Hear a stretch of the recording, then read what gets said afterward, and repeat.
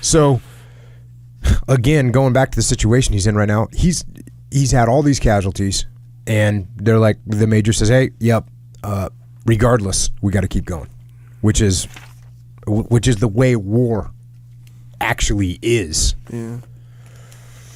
So that night, he has a little huddle with the company commanders. And, just to kind of spell this out, if you're wondering what this is all about. So he's a battalion commander. So, and he's actually got this written out in the book, but a battalion in 1944 was about 900 guys, 900 men, 28 officers. You got 3 companies. The 3 companies are broken down into 3 platoons. Each one of those platoons has a platoon leader. Each one of the companies has a company commander, usually a captain, and so that's what he's talking about. Those are your 150-man fighting elements. Are these companies with 3 platoons in them of 50 people each? And it's weird because people always think the military is everything's perfectly structured, but actually this changes all the time. Not based on, but based on your mission. Sometimes you might have a platoon that needs to get plussed up, or a company that's short of people. So there's no consistent, just all the time number. Let me see what he says. The actual number that they were supposed to have in a company at this time was, each rifle company was made up of 6 officers and 186 men. That's what they were supposed to have in them.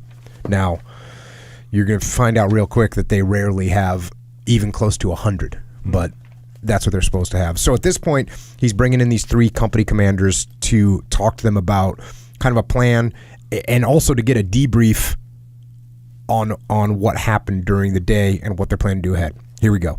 Back to the book. He thought a moment, and this is one of the company commanders named Lieutenant Ryan, and he's talking, and he says, he thought a moment and then added, we might make it across the road if we pour a lot of smoke and mortars into them and then rush them. But it's getting awfully late to be beating around in this kind of country. So they're trying to figure out how to move forward. And Lieutenant Ryan, that was kind of Lieutenant Ryan's suggestion. Let's mortar them, put a bunch of smoke out, and then we can move. But guess what? It's getting late. And if we're running around once it gets dark, it's going to get scary.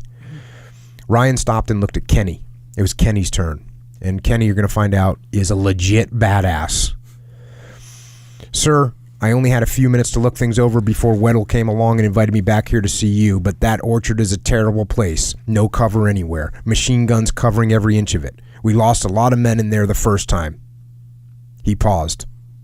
But we'll do the best we can. Well, rough or not, we're going ahead, the major stated flatly. By the way, Kenny just took over for one of the company commanders that had been wounded or killed.